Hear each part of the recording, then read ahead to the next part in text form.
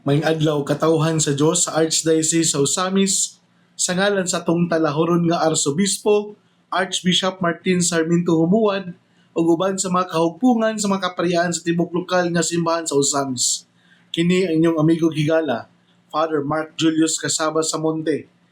Magahatod og pamalandong ninyo karong adlaw karon nga Martes, sulod sa ikaunom nga Domingo sa Pasko sa Pagabanhaw. Mayo 12, 2026. Ang ebanghelyo natong pagabasahon o pamalandungan karon atong pagkakutluon sa ebanghelyo sumala ni San Juan. Si Jesus mingon sa iyang mga tinun-an, ug karon moadto ako sa nagpadala kanako, apan walay usa kaninyo nga nangutana kanako kung asa ako paingon. Ug karon gisultihan ko na kamo, nasubo kamo. Apan sultihan ko kamo, mas maayo kaninyo nga biyaan ko kamo kay kung dili mo anhi kaninyo ang manlalaban. Apan kung gubiya ako, ipadala ko siya kaninyo. Ug inikabot niya iyang pailhon ang mga tao sa kalibutan, may tungod sa ilang sala, ug sa pagkamatarong o sa silot sa Dios. Pailhon sila sa ilang mga sala kay wala man sila motuo kanako. Ug pailhon sila unsay matarong kay adto man ako sa amahan. Ug dili na kamo makakita kanako, ug pailhon sa silot kay nagmando niining kalibutan na gisilutan naman. Mga igsuon ng ebanghelyo sa Ginoo. Daygon ikaw Kristo. May adlaw katawhan sa Dios sa Archdiocese sa Osamis. Mayo 12, 2026, ikaunong Domingo sa Pasko sa Pagabanhaw.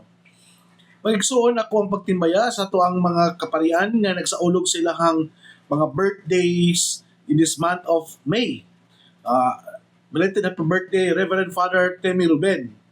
Sa imong pagsaulog sa imong birthday kahapon, malipayon kami, imong mga kaigsuong kaparian, din sa Archdiocese sa Osamis, sa imong pagkagasa sa imong pagkapari, gasa sa imong ginabuhi, o gasa sa imong pagkaikaw. Daghang salamat sa imong paghalad sa kagalingon, tungod og alang sa pagpangalaga diya sa gingharian sa Dios. Ug ako ang pagtimbaya usab sa tanang mga nagsaulog silahang wedding anniversary, no? Daghang salamat sa mga nahimong modelo sa ilahang kaminyoon nga sila nahimong muhing timaan nga ining modernong panahon aduna pag yun ay mga tao nga andam nga moantos ug mosakripisyo aron lamang nga ipakita kanila nga ang bukasyon sa kaminyoon dili day optional lang ang kanang gitawag nato og commitment. Kay uban man gud ang commitment para nila katurang mga tao nga nailawom nga pagtuo, mga tao nga naay lawom nga pag-ila sa kagalingon ug lawom nga pag nakahadlok sa Ginoo. Na sa ako ang nasayran karong mga panahon no, dali ra kay masumhan ang mga tao. Dali ra pud kayo mo give up ug dali ra pud kayo dayon muwad og gana sa matag usa. So sa tanang mga nagminyo na mingsulod sa usa ka bukasyon sa kaminyoon, hinaot pa unta nga dili ninyo sayangan ang gibubo nga panalangin o grasya sa Dios diha sa panahon sa inyong kasal. Kini naghatag og buhing timaan nga sa tanang bukasyon natong gipili, ang Dios man ang naghatag kanato og kanang endurance and perseverance nga bisan pa mag-usahay mapakyas ta, usahay masayop ta, pero kita mulahutay gayud kay di wala man lang kita nagsalig sa tong kagulingong kapasidad kundi kanunay man tang nagpalandong sa kabubuton sa Ginoo ug nangayo sa iyahang panalangin ug grasya. Ug kanunay atong pangayoon mga igsuon no, sa tanang bukasyon natong gipili. Bukasyon sa pagapari, bukasyon sa kaminyoon, ug kaning gitawag nato og single blessedness. We are responding to the universal call, a call for holiness. Ngano ako man gisulti mga igsoon gud ni Kristo tungod kay sa tuang kalibutan mangod karon kanang nawala na ang gitawag natong commitment. Mura bitaw kanang nagdepende na lang sa iyang comfort and convenient na gusto niyang puyan. Dili na mao. Ang tinuod nga binunyagan, ang tinuod nga sumusunod ni Kristo, kabalo gayud nga mo tindog kung unsa ang iyang gipili sa kinabuhi o he or she will take the consequences sa iyang desisyon puno man sa pag-antos o sakripisyo pero mo endure siya ug mulahutay siya kay tungod wala man siya nagsalig sa iyang tawhanong kapasidad o sa iyahang tawhanon nga kanang ka-competent kundi kanunay man siya nga nagpalaban sa Ginoo nga mo'y naghatag kanya og kaligon sa pagpadayon sa pagkinabuhi nga balaan labi na sa pagpili sa bukasyon sa kinabuhi.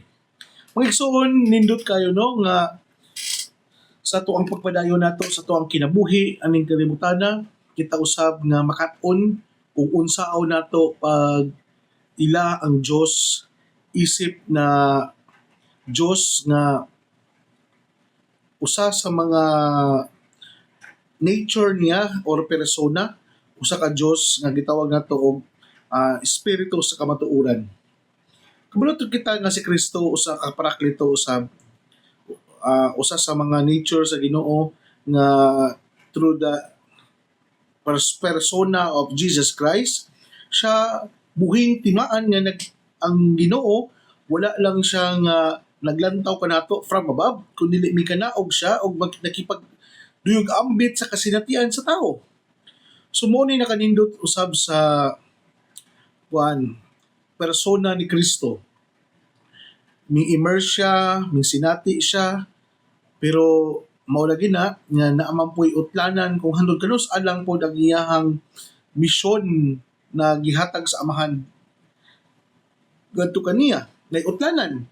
So moabot ang takna og panahon nga moabot ang oras nga kung kani nga oras nga gitagana para kaniya mobiya na pud usab siya aron ang ikatulong persona sa Santisima Trinidad ang balaang espiritu ang espiritu sa kamatuoran ang manlalaban mo fulfill na pud usab sa iyahang function ug sa iyahang mission nga maoy mohatag kanato og lamdag ug giya nga para ang pagmisyon o pagsangyaw sa maayong balita mas modako ang coverage o mas mawiden pa gyud ang mga tao nga masangyawan. Kay ngano man sa panahon ni Kristo ang mga nakadungog sa maayong balita limited lang kung kinsa ra tong mga naadtuan ni Kristo kinsa tong iyang ug naminaw kaniya. Pero sa dihang katong mga disipulo ni Kristo, mga nabunyagan, nakat-on sa mga gitudlo ni Kristo, mas midaghan ang magsasangyaw sa maayong balita, mas midaghan ang misyonaryo ug mas na dako ang scope o ganang coverage sa maong misyon o mao na kana diha na din mosulod ang role and function sa balaang espiritu nga mao'y mugiya, mao'y mulamdag, mao'y mudasig ug mao'y mohatag natong kahiusahan. So physical presence ni Jesus nawala kay mingbiya siya physically pero sa wala niya siya mingbiya aron to abandon us kundi to strengthen us in order for us to send the Holy Spirit para kitang mga nakat-on sa iyaha atong nakipag-uban pa si Kristo nato kita na pod mismo mao na po'y musangyaw ngadto sa uban. Muni na kanindot mga igsoon sama sa kong giwala itong naging Domingo nga every time nga bitawng mubiya ta sa tong comfort zone, mubiya ta sa atong mga naandan nga mga butang ug mga tao, it is a sign of maturity. Kidadto manggod daghang mga realization, daghan ta og mga makatunan nga makaamgod kita mao dito'y but pasabot di ay niya di ay sa dihang kaning tawhana nga nagtudlo kanato nga ato ang mga coach, ato ang mga teacher, ang ato ang mga kaning mga master nato. Sometimes we students later part na ta makarealize sa ato ang kinabuhi kung kita ning detach na sa mga tao nga atong naandan nga gisaligan sa panaw sa kinabuhi. For example, ngano man nga kitang mga apo, kitang mga anak na kung kita kita na lang mo'y nagpanaw sa tong kinabuhi we nahimutang independent ngadto kanila di ba may ngutang mao din ibot pasabot sa akong lolo ug lola di ay mao din ibot pasabot ni mama ug ni papa di ay ano bitawng sahay kung wala kaming layo ngadto kanila kung wala kaming biya ngadto kanila dili na to ma-unfold o dili ta ma-enlighten sa mga wisdom na gitudlo sa tuong mga katigulangan. So mao magunay beauty gud pud usahay sa pag kanang biyaan ta in a positive way kay aron kita makat-on. Kay usahay ang tao manggod nga kanunay giagak, kanunay siyang giubanan, usahay mahimo mo siyang dependent sa taong nag-agak o nag-uban kaniya. Una nga kanang bitaw mag-practice ta og bike, mag-practice ta og kanang driving, usahay na agi panahon nga kani ato ang mga nag-practice kanato, nagtudlo kanato, mobiya gyud kanato aron makita niya kung kinang kita bitaw in our own capacity, in our own learnings and realization, makat-on usab kita kung saan nato paggamit ang ato mga nakatunan gikan kanila. Inani pud usab ang mga apostoles ni Jesus nga kailangan si Jesus mobiya kanila. It is one way of testing them kung sila ba yung tinuod ba yung nakat-on sila sa ilang pakipag-uban ni Jesus.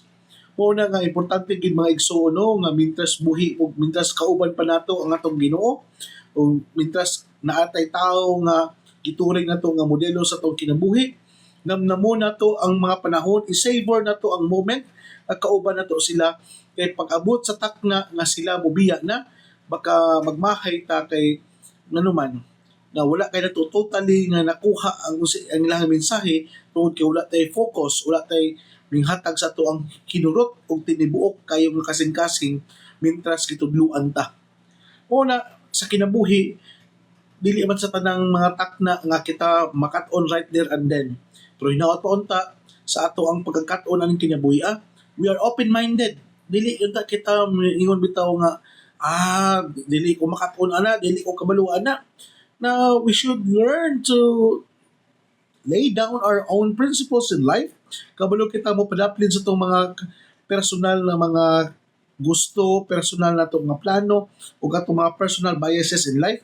Aron kita, we learn to humble ourselves nga makapunta kung saan gitudlo sa Ginoo. Ug diya dayon mo sulod ang function sa Espiritu Santo nga malamdagan ta o magiyahan kita o labaw sa tanan nga sa tanan natong mga gipangbuhat kini usab subay sa unsay kawumuton sa amahan na isip mo'y nagpadala o nagpahulam ka nato og kinabuhi aning kalibutana. Ikaduhang punto mga igsuon. Si Jesus sa atong ebanghelyo karon nagpahinumdum kanatong tanan na sa iyang pagbiya may tungod sa bitaw inikabot niya sa pailhon ang mga tao sa kalibutan may tungod sa ilang mga sala. Kay usahay manggod anang dili manggod enough nga ang tao mora po'y mo pasabot sa iyang isig ka tao. Nay limitasyon. Usahay kitang mga tao bisan kani akong gibuhat karon nga pagpamalandong na bitong dili nyo masabtan tungod kay limitado na pud ako ang pagpanamot. So pero kung ang bala ang espiritu na gani mo oy pasabot nimo, mulamdag kanimo, mugiya kanimo, bisan pag unsa kalisod ang maong pagtulunan, makat-on ka og makaingon ka nga mao din ibot pasabot aning kinabuhi adi ay. So inana unta ato ang panglantaw ani mga igsoon nga sa pagbiya ni Jesus daghang mga butang nga wala nato nasabtan before pero karon masabtan na nato. Daghang mga butang nga kaniadto murag di nato madawat pero karon madawat na nato. Ug daghang mga butang nga makaingon kita nga lisod pero tungod kay kita open man sa makat-on o nahimo nang sayon tungod kay kita wala man ta nagsalig sa tuong tawhanong kapasidad kanunay man ta nagpalaban sa Ginoo. Inana ka importante nga ang pagbiya ni Jesus mga igsuon aron kitang mga biniyaan makat-on kita to stand in our own, to walk in our own, and to continue our life in our own.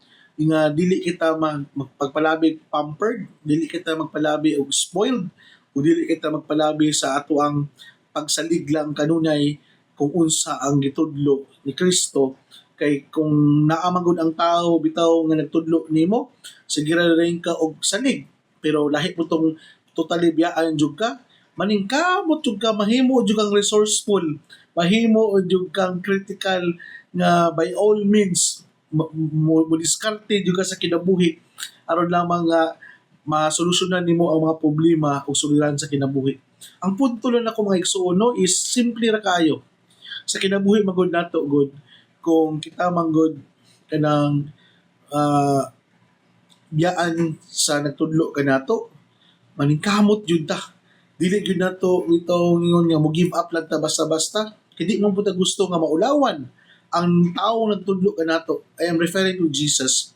Kay kung kita nakat-on kaniya, ato adyo itong i-recall o i-remember, i-reminisce tanan ang mga detalye kung unsa ang angay nitong buhaton ug sa diha kita mismo naabot tayo mga self-discovery na giunsa nato pagkat-on ang gitudlo ni sa atong Ginoo kanato.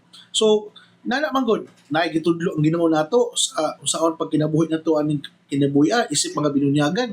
Naabot tayo mga personal na mga discovery and mga realization nga usay gitudlo sa Ginoo, usay atong mga personal realization nag inubanan pa sa grasya sa Dios, pinagi sa pagpadala sa balaang espiritu, mas mapadali nato ang pagpasabot ngadto sa katawhan kung unsaon nato sa pag-convert to become a holy and righteous sa mata sa Dios.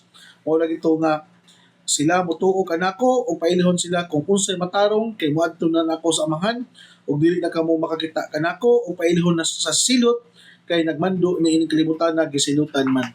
So mao na nga kana bitawng ang tao bitaw totally nakasabot siya sa dagan sa kinabuhi.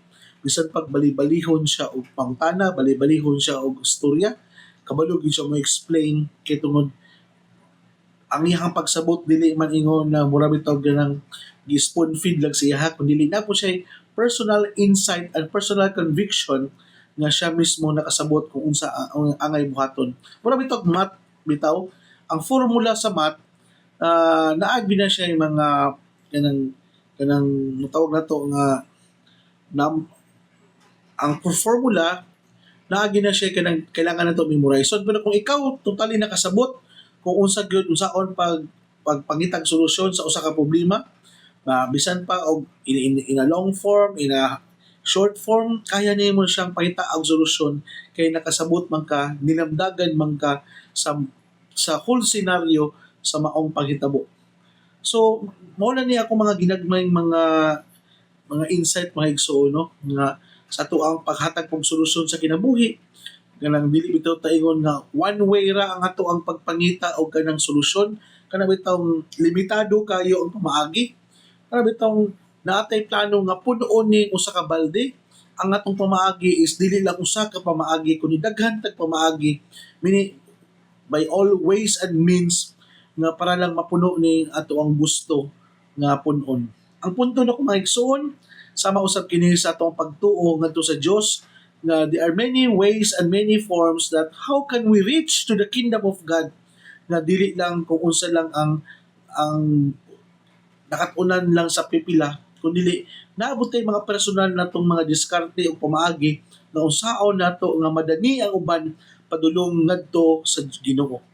Dili man siguro siya perfecto, dili man siguro siya ingon inana ka effective right there and then, pero kung kita giniyahan sa Espiritu Santo, kani ato ang mga buhat ug lakang ug mga desisyon sa kinabuhi, mahimo siyang mapasayon kay kita nagbuhat man dili lang sa atong kaugalingong gusto, dili lang kita nagsumikad sa atong kaugalingong plano, kundi nagsumikad man kini gikan gayud sa unsay plano sa Dios para sa iyang katawhan.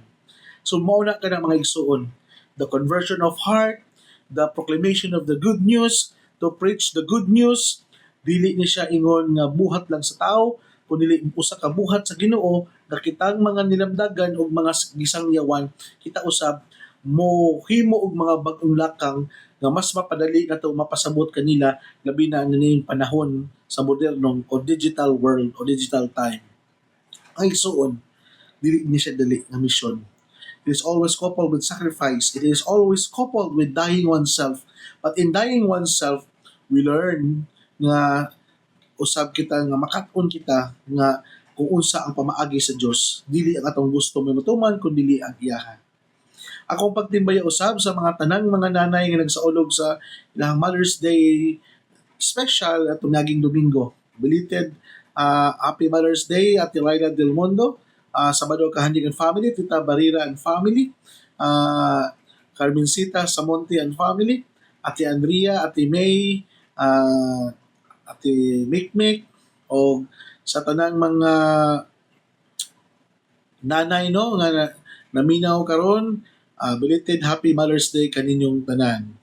Ug ginaot pa unta nga sa tanan natong mga empleyado, doctors, nurses, sa tanang natong mga igsoong masakiton diya sa Mars MC, ug sa tanang mga naminaw karon diya sa tagsa-tagsa nila kapanimalay, tugutin niya ako nga ihatag ako ang pagtimbaya o pag-greetings labi na sa to ang mga kaigsuonan diha sa Mercury Drug Katadman and GP Rizal Branch. O daghang salamat usab sa tanang mga tao nga nagmahal o nagsuporta kanato nga kita mapadayunon o madasigon sa pagpadayag diha sa pulpito sa kahinan ang DXDD nga mo'y naghatag kanato og higayon na kita makahatag og pamalandong aning mga taknaa o orasa. Mga igsoon, dinhi na kong kutob, ayaw ka kalimot na ang pulong sa Dios ang gayud nga pamation ug puy-an. Budahan ang tao nga naningkamot magpuyo sa pulong ni Jesus, sama siya sa usa ka kahoy nga gitanom daplin sa sapa, kansang ang dahon dili gayud malaya. Og timpo sa timunga muhatag siya maayong mga bunga. Hinaut pa unta na kining tanan natong nadungog ug ipamalandungan, makatabang kanato sa pagkinabuhi nga balaan, ug mao'y magdala kanato sa tong gitinguha og padulngan ang gingharian sa langit ang kipangandoy sa matag binunyagan. Igsuon ug manaw usab uban sa pangama sa tumahal nga birhen na si Santa Maria, natong gitawag dinhi sa misamiston nga birhen sa kuta, ang Dios unta mga panalangin kanato sa ngalan samahan sa anak sa Espiritu Santo. Amen. Daghang salamat kanatong tanan ug sa tanang mga naminaw nato kanunay diha sa ilang mga panimalay ug mga tao karon nga nag-drive. Keep safe and always give your total focus and attention sa diha sa dalan ug sa tanan natong mga igsuonan karon nga nagsubo, mga nay masakit, nay mga gipanghambing sa kalawasan, atong ihalad kini tanan sa Ginoo kay siya man ang tinubdan sa tanan. Salamat o God bless ka natong tanan.